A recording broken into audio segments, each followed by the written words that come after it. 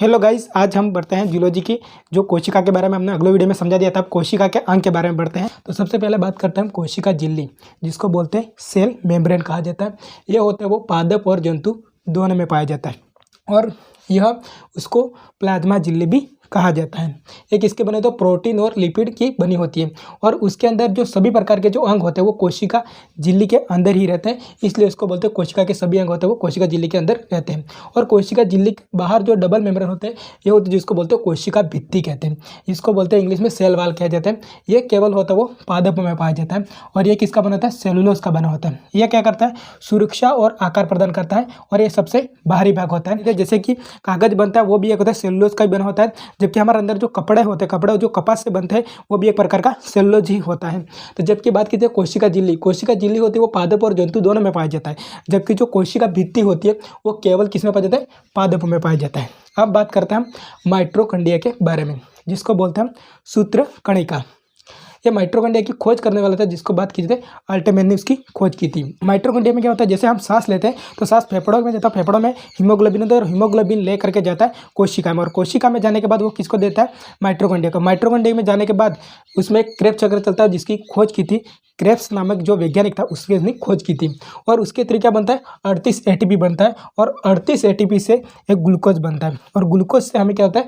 ऊर्जा मिलती है। इसलिए माइटोकॉन्ड्रिया को हमें ऊर्जा ग्रह या शक्ति ग्रह और पावर हाउस भी कहा जाता है। और बात की जाती है कि क्वेश्चन और भी पूछा जाता है कि कोशिका में श्वसन को लेकर के ऑक्सीजन का कार्य कौन करता है? तो वो होता है माइटोकॉन्ड्रिया का करता है।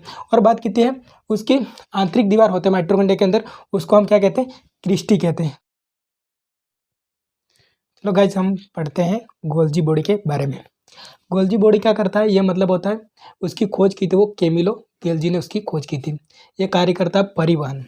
परिवहन का मतलब जैसे कि माइटोकॉन्ड्रिया होता है वो हर जगह पर ऊर्जा बनाता है, तो हर जगह पर जो मतलब ऊर्जा बनाता है तो किसी व्यक्ति को मतलब कोई दौड़ रहा है तो उसे धावक होता है उसको पैरों में ऊर्जा ज़्यादा, कोई व्यक्ति और मतलब सिलाई का कार्य होता है उसमें हाथों में ऊर्जा ज़्यादा जरूरी है, तो उसको मतलब ऊर्जा को ले जाने और लाने का जो कार्य करता है वो करता है वो गोल्जी बॉडी करता है।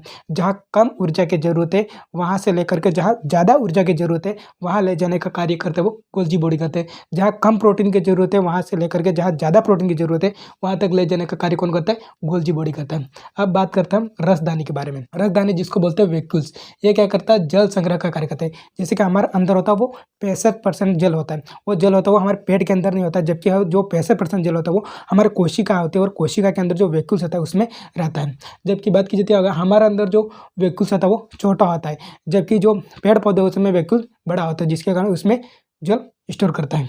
अब बात की जाती है तारकाई, जिसको बोलते हैं सेंट्रोसोम, उसकी खोज की थी वो बोबरी नामक वैज्ञानिक ने की थी। अब उसका कार्य क्या होता है? जो कोशिका विभाजन का कार्य करता है। कोशिका विभाजन का मतलब होता है जैसे कि एक कोशिका का टूट जाना, ये गलत बात है, जबकि कोशिका विभाजन का मतलब है एक कोशिका से टूट करके दो कोशिका का बनना, उसको बोलते हैं कोशिका विभाजन। सबसे तेज कोशिका विभाजन होता है वो हमारे लीवर में होता है। लीवर में सबसे तेज कोशिका विभाजन होता है क्योंकि उसमें सबसे ज़्यादा सेंट्रोसोम होते हैं, जिसके कारण जो उसमें जल्दी उसके अंग टूट जाता है तो जल्दी से अपने ऑर्गन को ठीक कर देता है। जबकि ब्रेन होता है उसमें कोशिका विभाजन नहीं होता है, जिसके कारण हमारा जो ब्रेन टूट फूट होता है तो उसमें जल्दी से ठीक नहीं होता है। अब बात करते हैं कैंसर क्या होता है। कैंसर का मतलब होता है जैसे कि कोशिका विभाजन कंट्रोल के बाहर अनकंट्रोल कोशिका विभाजन हो जाता है, जिसको बोलते हैं कैंसर कहा जाता है।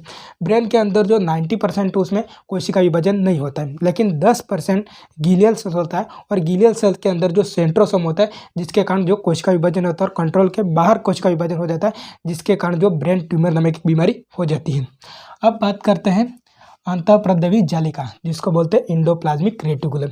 इसका कार्य क्या होता है? जो कोशिका झिल्ली होती है उसके अंदर जो आंतरिक कंकाल का कार्य होता है, यानी कि कोशिका झिल्ली के अंदर पिलर का कार्य होता है जो आपस में पिचक न जाए, तो ये आंतरिक कंकाल और आंतरिक सहायता प्रदान करती है। जो एंडोप्लाज्मिक रेटिकुलम होती है वो दो प्रकार की होती है, एक तो चिकनी अंतःप्रद्रवी जालिका और दूसरी तो खुरदरी अंतःप्रद्रवी जालिका।